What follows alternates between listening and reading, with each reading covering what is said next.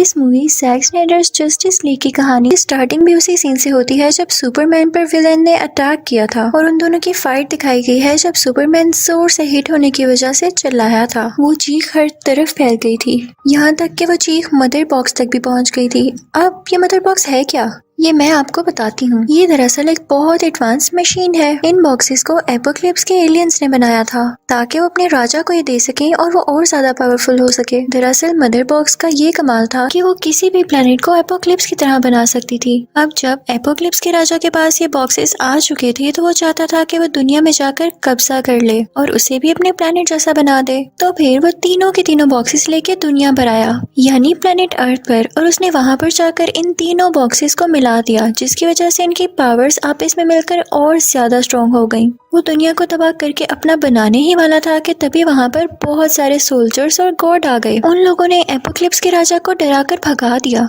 जल्दी में उनके मदर बॉक्स यहीं पर रह गए। अब उस वक्त प्लेनेट अर्थ में 3 अलग अलग किंगडम्स थे। उन लोगों ने फैसला किया कि हर किंगडम एक बॉक्स अपने पास रख लेगा। उन किंगडम वालों ने इस बॉक्स का बहुत ख्याल रखा कि कहीं ये खुल ना जाए। उन लोगों ने इन बॉक्सेस को काफी सेफ जगह पर छुपाया हुआ था। आज तक कोई इन बॉक्सेस को हाथ नहीं लगा सका था और ना ये बॉक्सेस खराब हुए थे। इसी के साथ कई 100 साल, कई 1000 साल गुजर गए। उस बॉक्स की वजह से कोई तबाही नहीं हुई और ना ही कोई ऐसा आया जो उस बॉक्स को हिला सके अपनी जगह से। लेकिन फिर इस दुनिया में आया सुपरमैन। फिर अचानक से सुपरमैन की डेथ हो गई। किसी को इस बात का यकीन नहीं था और अचानक से इस चेंजिंग से उन बॉक्स में हलचल होना शुरू हो गई। वो बॉक्स अपने आप मूव करने लगे। उसी दौरान एक किंगडम के पास पड़ा हुआ बॉक्स खुल गया और उससे बाहर आया सींगों वाला एलियन, जो कि एपोक्लिप्स के राजा ने चुना था। लेकिन इस एलियन में और एपोक्लिप्स के राजा में कोई बहस हो गई थी और राजा ने इसे अपने प्लेनेट से ये कहते हुए निकाल दिया था कि जाओ, तुम तब तक इस प्लेनेट में नहीं आ सकते जब तक कि दूसरे प्लेनेट्स को ना जीत लाओ। और अब जबकि मदर बॉक्स से बाहर आ चुका था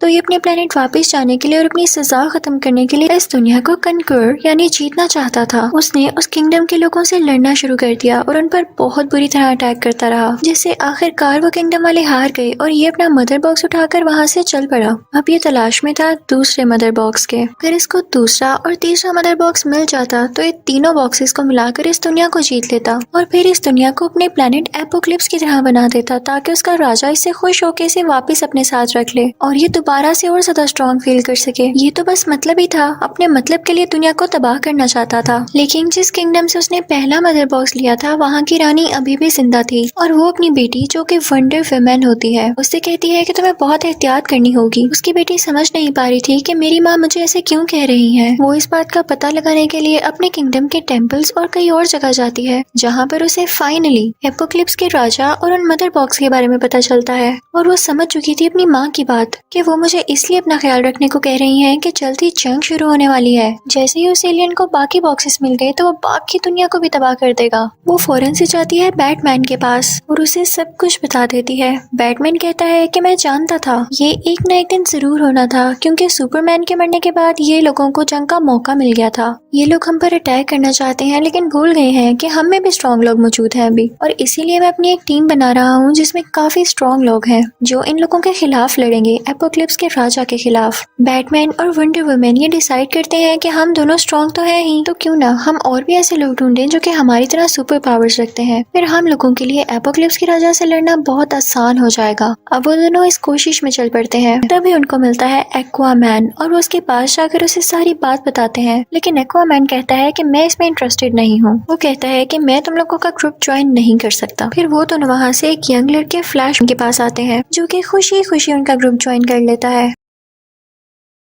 अब वंडर वुमन जाती है एक और सुपर हीरो साइबोर्ग के पास, लेकिन वो भी कहता है कि मैं बहुत बिजी हूँ, मेरे पास इन कामों के लिए टाइम नहीं है, खुद ही इसको हैंडल कर लो। अब दूसरी तरफ हम एपोक्लिप्स के एलियन को तबाही मचाते हुए देखते हैं उसी दूसरे मदर बॉक्स की तलाश में। अब वो वहाँ पर पहुँच चुका था जहाँ पर एक्वामैन भी था और वो दूसरा किंगडम जिसके पास वो दूसरा मदर बॉक्स था, वो उसको हासिल करने के लिए बहुत कुछ करता है लेकिन एक्वामैन उसे रोक रहा होता है। अब एपोक्लिप्स का एलियन क्योंकि बहुत स्ट्रॉन्ग और खौफनाक था तो वो एक्वामैन को हरा देता है और वो मदर बॉक्स अपने साथ ले जाता है। वो एलियन फिर जाकर उन दोनों बॉक्सेस को पास पास रखता है और उसे एक मैसेज रिसीव होता है कि इस दुनिया के लोगों को अपना गुलाम बनाया जा सकता है, इनसे अपने काम करवाए जा सकते हैं, लेकिन कैसे, ये सिर्फ वही लोग जान सकते हैं जिनके पास सुपर पावर्स हैं। वो एलियन इस बात को लेके काफी एक्साइटेड था। वो ये सब जाकर अपने राजा यानी एपोक्लिप्स के राजा को बताता है। तो वो उस एलियन से कहता है कि 2 बॉक्सेस तो तुम पहले ही हासिल कर चुके हो, और अगर अब तुम तीसरा बॉक्स भी ढूंढकर इन तीनों को आपस में मिला दो और दुनिया को जीत लो तो तुम मेरा दिल भी जीत लोगे।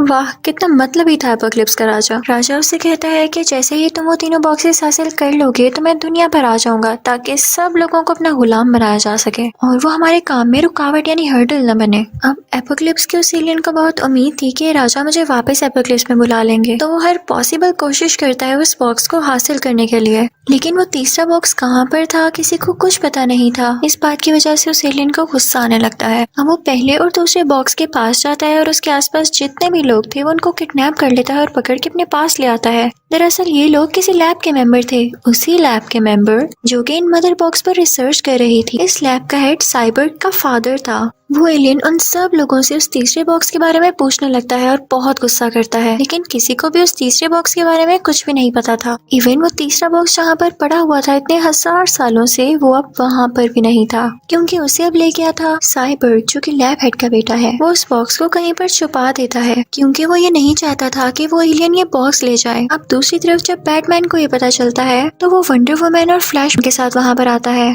तभी वहाँ पर साइबर्ग भी उनके साथ शामिल हो जाता है और कहता है कि मुझे तुम लोगों के साथ रहना है ताकि मैं अपने बाप को बचा सकूं। ये चारों कहते हैं कि हम मिलके उस एलियन का मुकाबला करेंगे। ये चारों एक साथ बहुत अच्छे लग रहे थे। अब ये सब मिलके उस बेसमेंट में जाते हैं जहाँ पर उस एलियन ने लोगों को कैद किया हुआ था। एलियन उस बॉक्स का पता लगाने के लिए उन्हें टॉर्चर कर रहा था। तभी ये चारों वहाँ पर जाकर लोगों को बचाते हैं और एलियन को रोकते हैं। लोगों में बहुत लड़ाई होती है, लेकिन एलियन हार मानने को तो तैयार ही नहीं था। जब एक्वामैन को पता चलता है कि हालात काफी खराब हो रहे हैं और इन लोगों को उसकी जरूरत है, तो वो भी वहाँ पर आ जाता है क्योंकि दिल के ये सब अच्छे थे। ऐसे ही नहीं इन्हें सुपर पावर्स मिली, क्योंकि नेचर उन्हीं पर मेहरबान होती है, उन्हें ब्लेस करती है जो दुनिया के लिए अच्छा सोचते हैं। अब इन्हें एक साथ देखकर उस एलियन की तो जान ही निकलने वाली थी। वो डर के वहाँ से भाग जाता है कि फिर कभी इनका मुकाबला करूंगा। अब साइबर्ग वो तीसरा बॉक्स लेके अपनी टीम के पास आता है और उन सबको बताता है कि कुछ अर्से पहले मेरा एक एक्सीडेंट हुआ था जिसमें मैं मरने ही वाला था। मेरी हालत बहुत खराब थी, लेकिन मेरे फादर ने इस मदर बॉक्स को यूज करते हुए मेरी जान बचाई थी।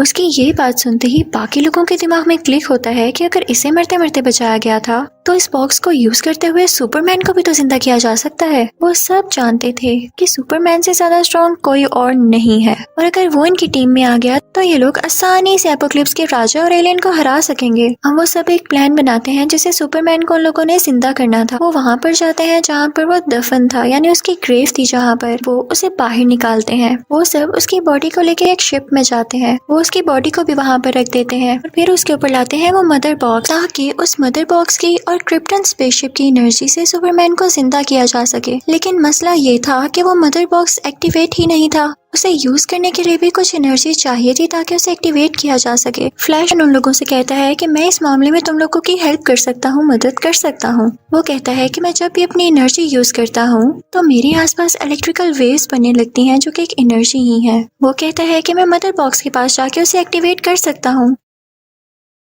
लेकिन वो जब ये करने वाला होता है तो स्पेसशिप उसे वार्न करती है कि ऐसा नहीं करो, ये खतरे वाला काम हो सकता है। साइबर्ग इस बात को लेकर काफी परेशान हो जाता है और उस स्पेसशिप पर हाथ रखता है, जिसकी वजह से उसे फ्यूचर के कुछ विजन्स आने लगते हैं। वो देखता है कि एपोक्लिप्स का राजा इस दुनिया में आ चुका है और वो सब लोगों को मार रहा है। इसके साथ साथ उसने सब सुपर हीरोज को भी जान से मार डाला है, लेकिन उसने सुपरमैन को नहीं मारा था। उसने उस राज का पता लगा के सुपरमैन को अपना गुलाम बना लिया था ताकि उसके अंडर काम करे। फिर सुपरमैन और उस राजा ने मिलकर इस प्लेनेट अर्थ को एपोक्लिप्स की तरह ही बना दिया था और बाकी सब कुछ तबाह हो गया था। जब साइबर्ग ये सब कुछ देखता है तो उसे अपनी आंखों पर यकीन नहीं आता कि उसने क्या देख लिया है। वो जोर से चिल्लाता है कि ऐसा नहीं करना, नो। फ्लैश को लगता है कि उसने कहा है कि डू यानी करो, तो वो अपना काम करने के लिए आगे बढ़ता है। जैसे ही उस मदर बॉक्स के पास जाके अपनी एनर्जी निकालता है तो एक्टिवेट हो जाता है। अब स्पेसशिप की एनर्जी और वो एनर्जी मिलकर सुपरमैन को जिंदा कर देते हैं। वो इस दुनिया में जिंदा होकर आ तो गया था, लेकिन उसे अपने पास्ट का कोई भी वाकया याद नहीं था। उसे कुछ भी याद नहीं आ रहा था।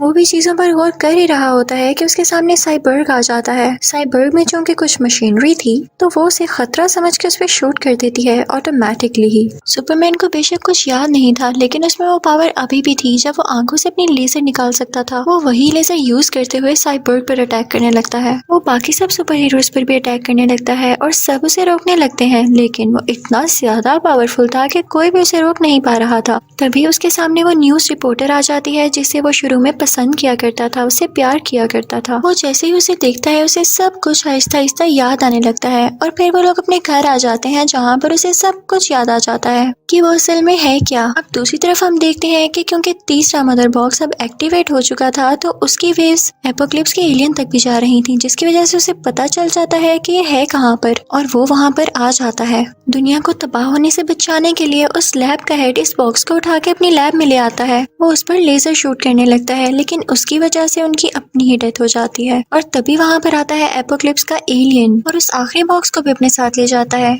जहाँ पर उस एलियन ने वो 2 मदर बॉक्स रखे हुए थे। उसने वहाँ पर एक शील्ड बनाई हुई थी जिसके अंदर कोई भी नहीं जा सकता था और इसीलिए साइबर्ग पे उन बॉक्सेस को ढूंढ नहीं पा रहा था, लोकेट नहीं कर पा रहा था। अब क्योंकि वो तीसरा बॉक्स इतना ज्यादा गर्म हो चुका था कि उसे ये लोग थर्मल मैप पर डिटेक्ट कर पा रहे थे, यानी इतनी हीट निकल रही थी उसमें से। सुपरमैन सोचता है कि मरते हुए उसका पुराना सूट तो तबाह हो चुका था, तो वो अब की बार अपने ड्रेस के लिए ब्लू की जगह ब्लैक कलर चूज करता है। दूसरी तरफ हम देखते हैं कि बाकी के सुपर हीरोज उस जगह पर पहुंच चुके थे जहाँ पर वो बॉक्स था और वो एलियन भी आ चुका था। सब लोग उस एलियन को ऐसा करने से रोकने लगते हैं और उसकी आर्मी पर अटैक करने लगते हैं। साइबर्ग उस एलियन को रोक रहा होता है कि कहीं वो तीनों बॉक्स को आपस में मिला न दे, लेकिन साइबर्ग यहाँ पर खुद को वीक महसूस करने लगता है क्योंकि उस एलियन से लड़ते लड़ते उसकी पावर कम रह गई थी। यहाँ पर फ्लैश तेजी से पूरे शहर में उड़ने लगता है ताकि वो चार्ज हो सके और अपनी पावर साइबर्ग को दे सके, लेकिन इसी दौरान ही उस पर एक डीमन अटैक कर देता है जिससे फ्लैशमैन की एनर्जी सारी की सारी वेस्ट हो जाती है और साइबर्ग को भी एनर्जी नहीं मिल पाती, जिसकी वजह से वो भी वीक ही रह जाता है। अब यहाँ पर तीनों मदर बॉक्स एक हो चुके थे, एक साथ मिल चुके थे, लेकिन तभी वहाँ पर सुपरमैन भी आ जाता है जो उस एलियन से काफी लड़ता है और उसे नीचे गिरा देता है, उसे काफी जख्मी कर देता है। लेकिन अब मदर बॉक्स मिलने की वजह से वहाँ पर बहुत बड़ा ब्लास्ट होता है और सारे के सारे सुपर हीरोज उसमें मारे जाते हैं। हमें बहुत दूर फ्लैश दिखाया जाता है, जहाँ पर धमाका हुआ था वो उस जगह से काफी दूर था क्योंकि वो शहर के दूसरी तरफ था। वो अभी भी जिंदा था और वो इतनी तेज स्पीड से उस जगह की तरफ बढ़ने लगता है, भागने लगता है। उसकी इलेक्ट्रिकल वेव्स की वजह से वो धमाका रिवर्स होने लगता है, टाइम पीछे की तरफ जाने लगता है। जैसे जैसे वो आगे बढ़ रहा था धमाका रिवर्स हो रहा था, जिसकी वजह से वो सब सुपर हीरोज वापस से जिंदा होने लगते हैं। और अब वो पहुंच जाता है सीधा साइबर्ग के पास, जहाँ पर उसने उन मदर बॉक्स को रोकने की कोशिश की थी। वो जाकर साइबर्ग को फौरन से अपनी पावर दे देता है और वो स्ट्रॉन्ग फील करने लगता है। साइबर्ग उन तीनों मदर बॉक्स को अलहदा कर देता है। सुपरमैन भी वहाँ पर आ जाता है और अपनी पावर से फाइनली उन तीनों बॉक्सेस को अलहदा कर देता है। लेकिन जब पहले ये तीनों मदर बॉक्स आपस में मिल रहे थे तभी वहाँ पर एक रास्ता खुल गया था, जिसकी मदद से एपोक्लिप्स का राजा इस दुनिया में आने वाला था, क्योंकि उसे लग रहा था कि अब सब कुछ उसके हाथ में आने वाला है। वो लोग इस बात का फायदा उठाते हैं और सुपरमैन उस एलियन को जोरदार पंच मार के उस रास्ते के जरिए उसके अपने प्लेनेट में वापस भेज देता है। इसी दौरान वंडर वुमन उस एलियन का सर काट देती है और उसकी डेड बॉडी एपोक्लिप्स के राजा के सामने जाकर गिरती है। इसी के साथ ही वो पोर्टल यानी वो रास्ता फौरन से अपने आप बंद हो जाता है। इस बात की वजह से एपोक्लिप्स के राजा को बहुत गुस्सा आता है क्योंकि उसका प्लान अब फेल हो चुका था और वो दुनिया में नहीं आ सकता था क्योंकि मदर बॉक्स डिस्ट्रॉय हो चुके थे। तो सारे के सारे सुपर हीरोज काफी खुश थे कि उन्होंने उसको डिफीट कर दिया था, उस राजा को और एलियन को हरा दिया था। सबसे बड़ी बात, उन्होंने दुनिया को बचा लिया था। बैटमैन सोचता है कि अगर कभी दोबारा उस एलियन ने, जो कि राजा दोबारा भी बना सकता है, हम पर अटैक करने की कोशिश की तो हमें तैयार रहना चाहिए। वो उसके लिए एक जगह देखता है जहाँ पर रहकर वो लोग ट्रेनिंग करने वाले थे। फिर हम देखते हैं कि इस काम को रोकने के लिए बैटमैन का एक दुश्मन एक आदमी से बात करता है कि तुम्हें बैटमैन को खत्म करना होगा, इस रास्ते से हटाना होगा।